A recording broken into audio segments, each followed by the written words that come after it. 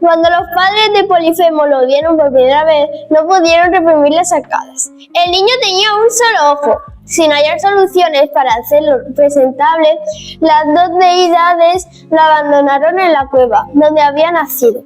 Por suerte, una oveja que pasaba por allí con sus corderos decidió cuidar de él. El pequeño Cíclope creció y, a la diferencia de sus hermanas y hermanas adoptivos cuadrúpedos, se dirigió sobre las patas traseras, como ellos. El niño pastaba la hierba de los prados, pero su estómago no paraba de rugir. Su cuerpo pedía algo más sustancioso. Miraba con apetito a las ovejas, pero no se atrevía a comérselas. Pasaban las horas contemplando el mar. Un día, un barco atracó en la playa. Un hombre desembarcó y caminó hasta la cueva. El pequeño Cíclope salió a su encuentro. Al ver que aquel ser con un monstruoso ojo en la frente, el marinero retorcido, luego intrigado, tendió la mano para tocarlo. El niño lo olfateó. Olía que alimentaba. Abrió la boca como si fuera a hablar y cerró de golpe sobre los dedos del hombre. Las falanges crujieron tras ese mordisco magnífico. A Polifemo le agradó el marinero. Lo devoró de pies a cabeza. A partir de entonces, el Cíclope nunca más abandonó su puesto de observación. Con el ojo clavado en el horizonte, esperaba impacientemente la llegada de nuevos barcos.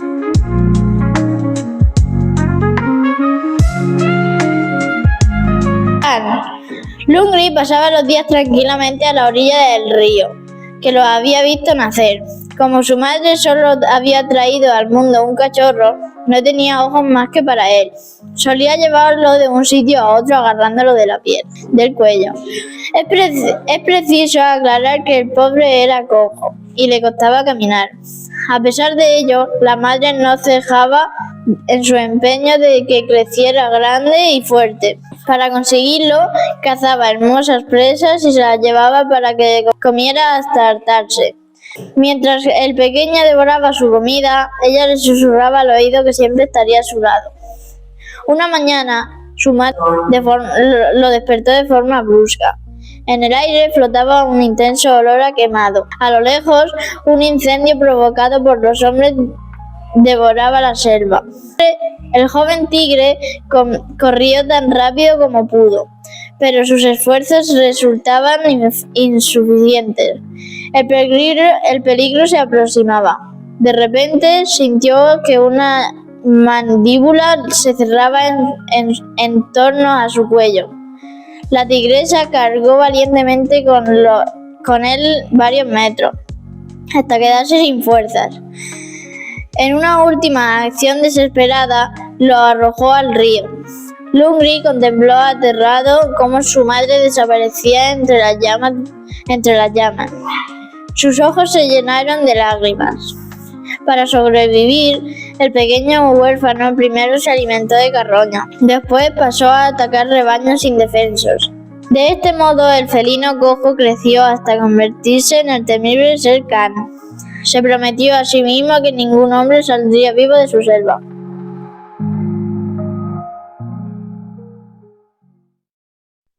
Deja de comportarte como una princesa.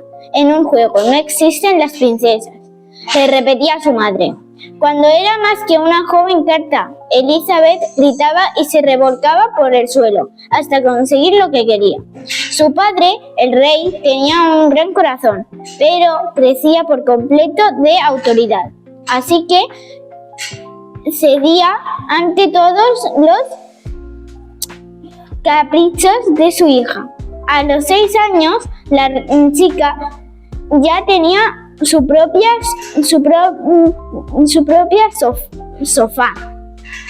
Y si las demás cartas se negaban a obedecer sus órdenes, les doblaba las esquinas. Lo cierto era que la pequeña Elizabeth se aburría. Estaba cansada de que la dejaran al margen y soñaba con entrar en el juego. Yo también quiero ser reina, exigió una mañana.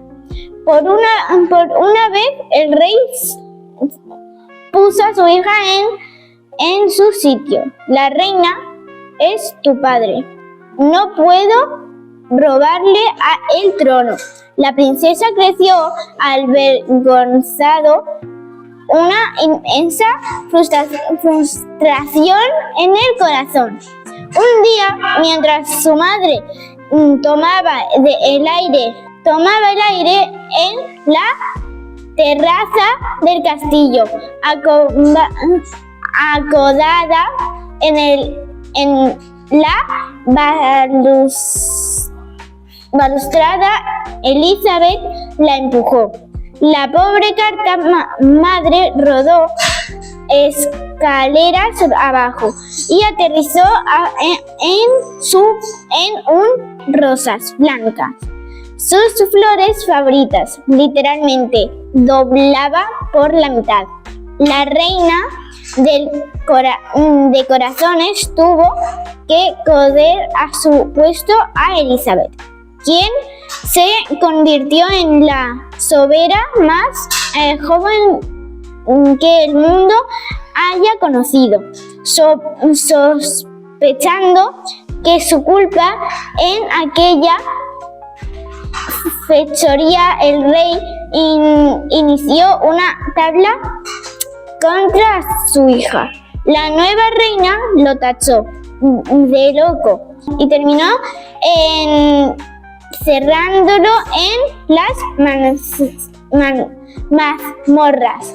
Elizabeth había ganado la partida al menor paso en falso de uno de sus súbditos. Ordenaba que le corten la cabeza. Así fue como comenzó a sembrar el terror por todo el país de las maravillas.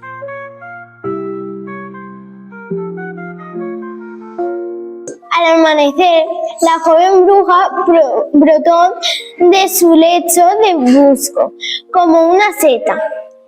Con expresión radiante, contempló los árboles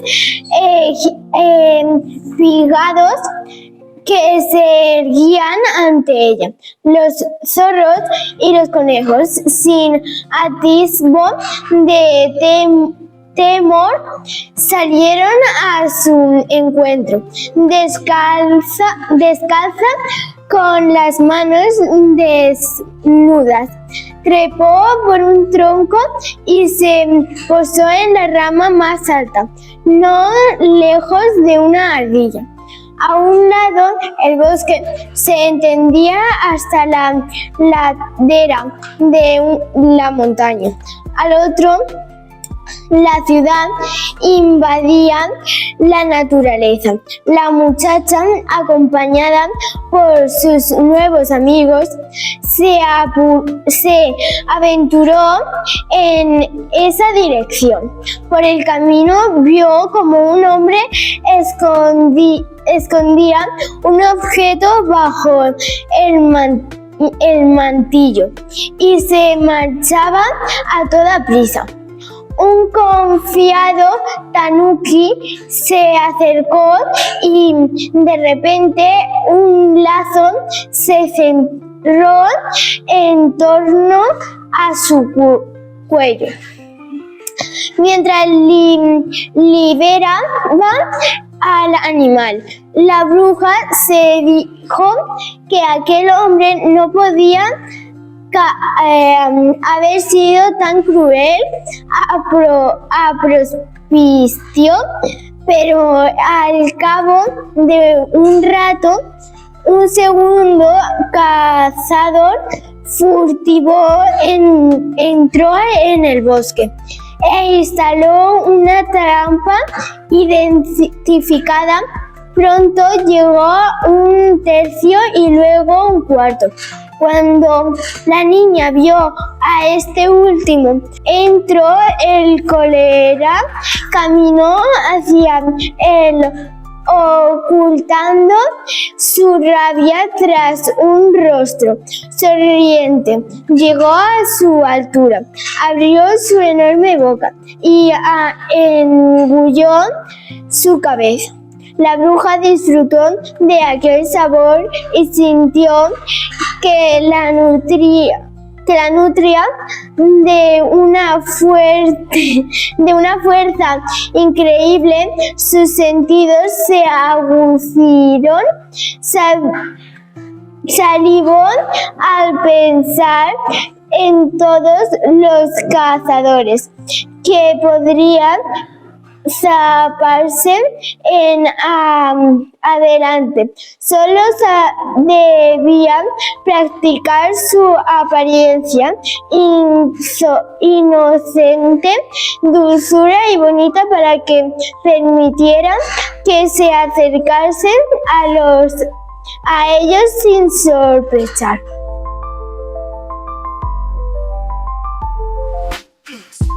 El huevo acababa de eclosionar. La niña apartó los trozos de cáscara con sus manitas y salió del todo. Ante ella, un grupo de hombres la observaba en silencio. Descubrió que la repugnancia ardía en sus miradas. Geno, su creador, se encontraba a su lado.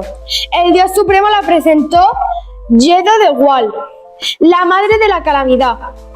Con sus 3 ojos, la bruja contempló el mundo como nadie lo había hecho antes. Escuchó con claridad los pensamientos de cada persona. Todos tenían miedo. Mientras recorría la sábana a grandes zancadas, Yedo pensaba en la misión que le había encomendado el Eterno. Se le había dado la vida para que castigase a los seres humanos por sus defectos y su ingratitud. Poderes para su ingratitud. Únicamente los virtuosos se salvarían. Se le habían otorgado grandes poderes para alcanzar su objetivo. La muchacha confiaba en cumplir. Empezó por arruinar las cosechas de unos cuantos campesinos deshonestos para que pasaran hambre. Luego vertió sangre en el agua de sus pozos para que pasaran sed. Era inevitable que Yedo despertase del odio de todos. Desamparados, los humanos imploraron la ayuda a Geno, su creador. Se anunció entonces una profecía. Algún día un joven de corazón puro derrotaría a la terrible madre de la calamidad. El dios fue aclamado. Satisfecho, devolvió al maíz su espléndido tono dorado y purificó el agua contaminada. La bruja se sintió traicionada y emitió un angustioso bramido.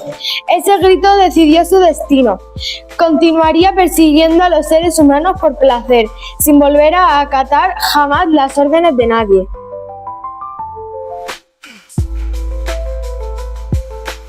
De pequeño Seth jamás se separaba de Osiris, su hermano mayor. Sabía que ambos eran dioses y que cuando lleguen a ser adultos deben asumir grandes responsabilidades. Siempre juntos aprovechaban su infancia al máximo.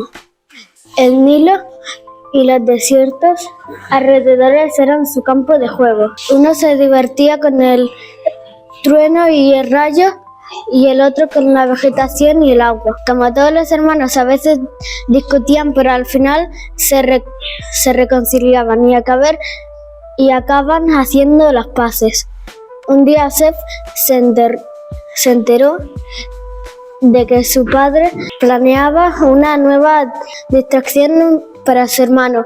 Le correspondía y proporcionarle la clivicia en tanto en el que le daría las tierras a Elia, que transformaron en un mar en escorpiones. El chico empezó a odiar a su hermano, le evitaba en la medida de lo posible, sin que el otro entendiera que le ocurría. La situación siguió deteriorándose hasta que llegó aquella famosa mañana.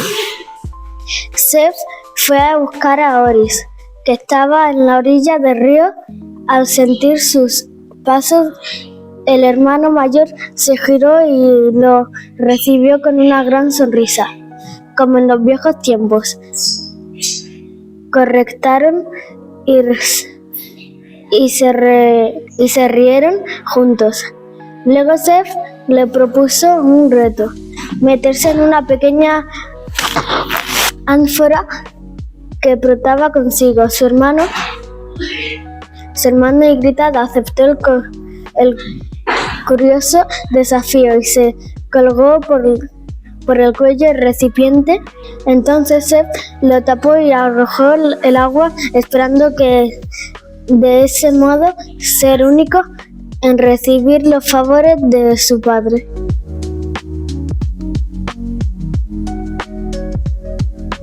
De niño todavía lampiño.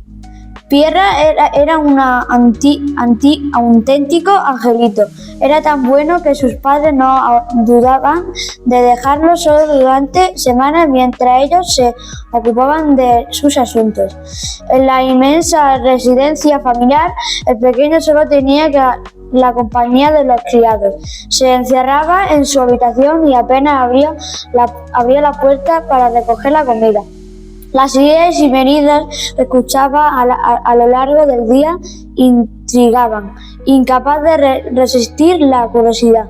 Acabó por entreabrir la puerta con sigilo. Tras asegurarse de que el camino estaba despejado, recorrió el pasillo y se escondió en un rincón, sospechando que los criados no tomaban nada bueno. Se decidió observarlos. En ausencia de los señores de la casa, la cámara abría los joyeros y se probaban las pendientes. El sumiller descoraba los mejores vinos y se los bebía con el jardinero, mientras que la cocinera robaba provisiones de la despensa y planeaba revender en el mercado. Pierre pasó a considerarlos unos canduras mercaderes de un buen castigo. ¿Acaso sus padres no les habían prohibido tal comportamiento? Una mañana el chico se dirigió al despacho de su padre. Colocó unas cuantas gallinas de fruta en la caja más bonita que encontró. Y las roció con matarranas. En la parte superior escribió: "No comer". A la vuelta de su viaje, los padres fueron recibidos por Pierre, sucísimo y por el pelo enmarañado. Les sorprendió que ninguno de los sobrevivientes se presentara en la entrada de residencia para formar la tradicional guardia de honor.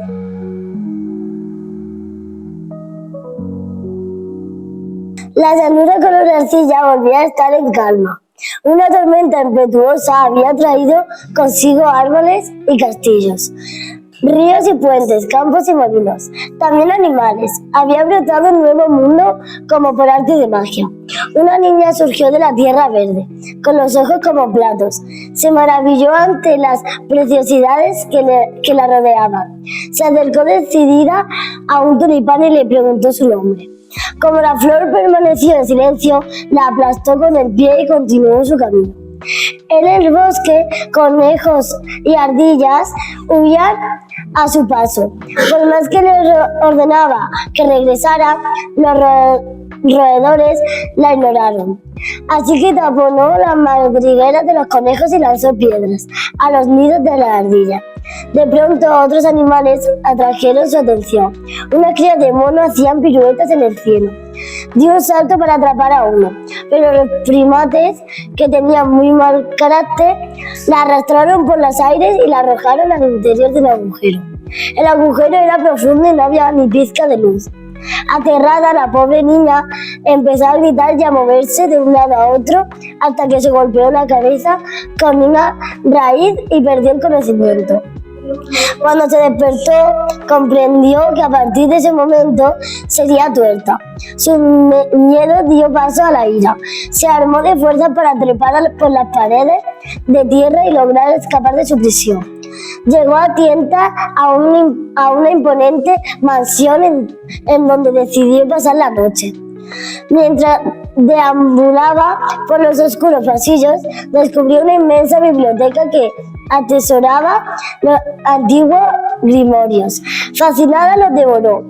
Pronto todo el país entendería que Madera está hecha una bruja.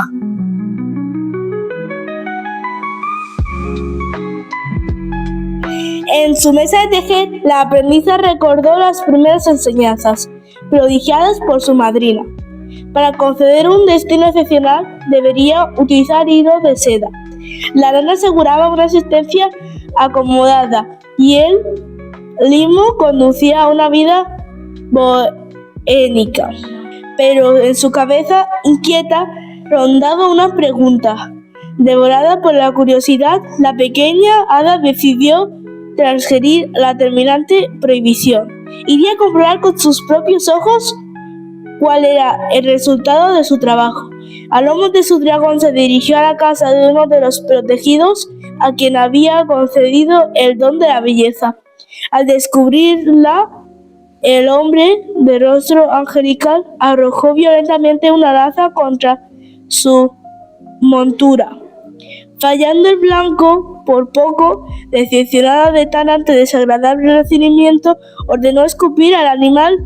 El príncipe, que ya no resultaba tan seductor, con la melena chamuscada.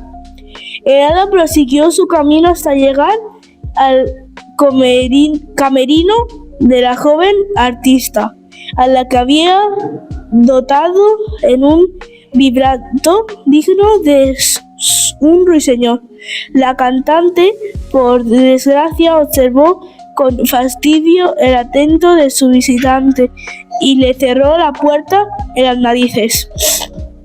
Ofendida, la aprendiza sopló polvo de hadas por el ojo de la cerradura y la cantante cayó con un sueño profundo.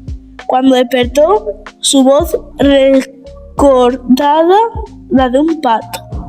El hada había visto suficiente, se encerró en la torre y decidió que a partir de entonces solo utilizaría el hilo de yute para repartir destinos miserables. En aquellos ingratos recaía la culpa de que se hubiese vuelto maléfica.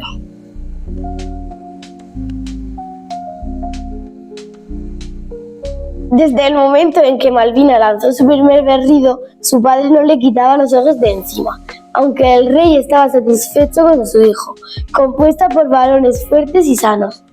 Su mayor deseo era ser bendecido con una hija. Para él, la recién nacida poseía una belleza que cortaba el aliento. El sacerdote, sin embargo, la observaba con expresión aterrada. La pequeña tenía una mancha roja que le cubría la mejilla. El rey tomó medidas. Se retiraron todos los espejos del castillo y se ordenó a los sirvientes que bajaran la mirada cada vez que se acercaban a la criatura. Así creció Malvina. El monarca pasaba sus ratos libres con ella y no paraba de repetirle que era la más bella del reino. Con motivo su 8º cumpleaños, le regaló un espejo que devolvía una imagen falsa. Cuando la princesa contemplaba su rostro, la fea mancha que la desfiguraba se volvía sensible. La reina no veía con buenos ojos el afecto de su marido, sentía por su hija. A menudo sus discusiones perturbaban la tranquilidad del castillo. Una velada, después de cenar, el rey sufrió un terrible dolor de estómago. Falleció esa misma noche. Desconsolada, Malvina permaneció días enteros postrada ante su espejo. Una y otra vez repetía la misma frase: «Espejito, espejito, dime quién es la más bella. Espejito, dímelo». Una mañana escuchó la inesperada respuesta del espejo: «Eres muy hermosa, princesa, pero tu madre, que no tiene esa horrible mancha, es mucho más hermosa que tú». Durante un corto instante, Malvina creyó que su corazón paraba de latir. Entonces supo lo que tenía que hacer.